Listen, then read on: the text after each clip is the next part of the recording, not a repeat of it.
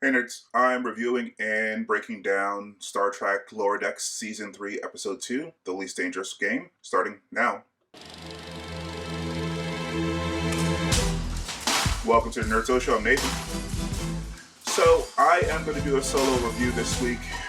I was traveling over last week in Kenya and I wasn't able to sync up properly with the Conjure, but as I mentioned last week, we have the first 8 episodes of the season, so we're going to just record a couple reviews this weekend and we'll be one time going forward. This episode was written by Michael Mullen and directed by Garrick Bernard. The spoiler-free logline for this episode is, on a tropical paradise, Planet Mariner questions Commander Ransom on how he structures his away team. Boimler makes a bold career decision. Alright, I actually like this episode a fair amount. Some of the issues that I had with the first episode was that I feel like Mariner was backtracking, but I feel like she's going in the right direction without giving the specifics away in this episode. I also feel like in Season 3, they found a balance between the Mariner, Boimler, and Tendi Rutherford stories. This episode focuses on Mariner and Boimler, but they're not paired off together. They're doing their own thing, and also Tendi and Rutherford are in the mix. Also, this episode doesn't have nearly as many Easter eggs as the first episode. I will get into the Easter egg when I get into the breakdown, but it's not as distracting. Really appreciate the Easter eggs, but they were coming like once every 30 seconds in the last episode. There are fewer in this episode. Alright, so that's basically what I think about the episode, spoiler-free anyway. So, before I get into the breakdown, if you enjoy these breakdowns, please like and subscribe. We really appreciate it. It helps the channel grow. As I said, Condra will be back with me next week. Alright, without further ado, let's get into spoilers.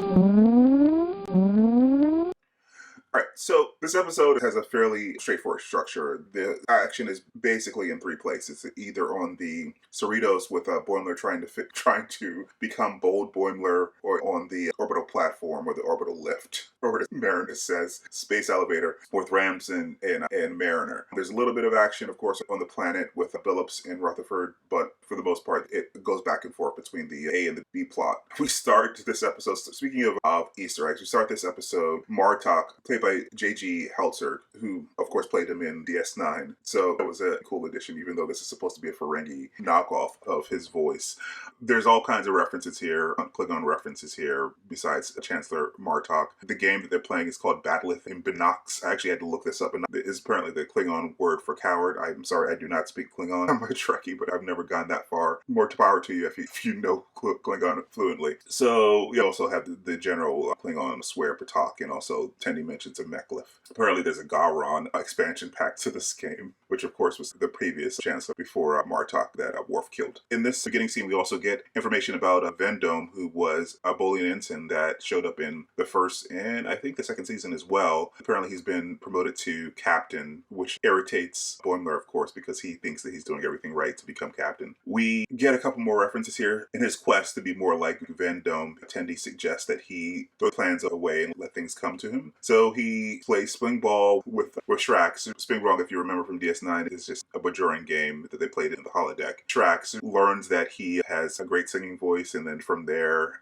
he sings Bajoran dirges, and then he connects with the transporter chief, Lundy, which apparently he was afraid of. But just by saying yes, he learned that he's a normal guy, and he just wanted to paint him because he has a wiry body. Back on the orbital lift, Mariner and Ransom are doing their typical bickering at each other, and Mariner very close to disobeying his orders, or at least she's questioning his orders because he wants Billups and Rutherford to go down and liaison with the planet while they actually fix the orbital lift that is broken.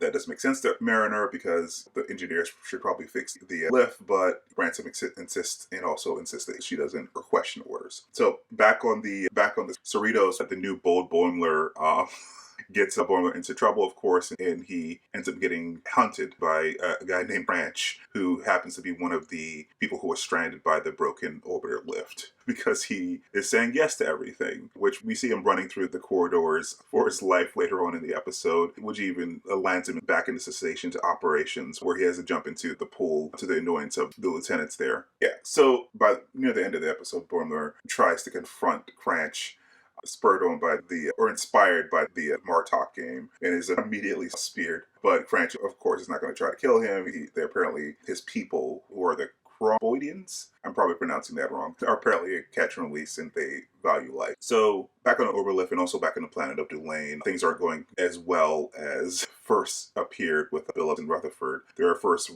greeted by the Delaney as honored guests and almost looked like Ryza, but there was a misunderstanding and they got more and more trouble. And of course, Manor is impatient and she decides to disobey orders and does a space jump from the orbital lift to go and help out Rutherford. At that same moment, Ransom calls her and apologizes and says he was pushing it too much. So of course she has to abort her descent to try to meet him. So he doesn't know that she was disobeying orders, which of course results in a funny sequence of her trying to walk all the way back up to the rendezvous point. So yeah, they get to the planet and there's also some ridiculousness down there because there's a volcano that Rutherford and Billups is going to be sacrificed to, a sentient volcano called Lord Morgo. And this planet is also led by a psychic baby called Mendrick and a sentient computer called 355, which Mariner quips that this is a bit overkill, which angers the Triumvirate. And Ransom saves the day because the world venerates wellness. And of course, Ransom is very fit and overly obsessed with exercise.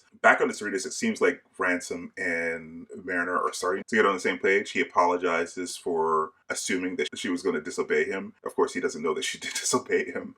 And by the end of the episode, Boimler decided, despite the hunt, that he's going to continue to be bold Boimler. And having seen some of the future episodes, this does continue to be a plot point in future episodes. So with that, I think that's pretty much it for the episode. I don't think I missed anything, but I am interested to hear what you guys think. Did I miss any Easter eggs? Not as many as the first episode, like I said, but I may have missed something. So comment down below, like and subscribe, and we will see you next week. Bye, guys.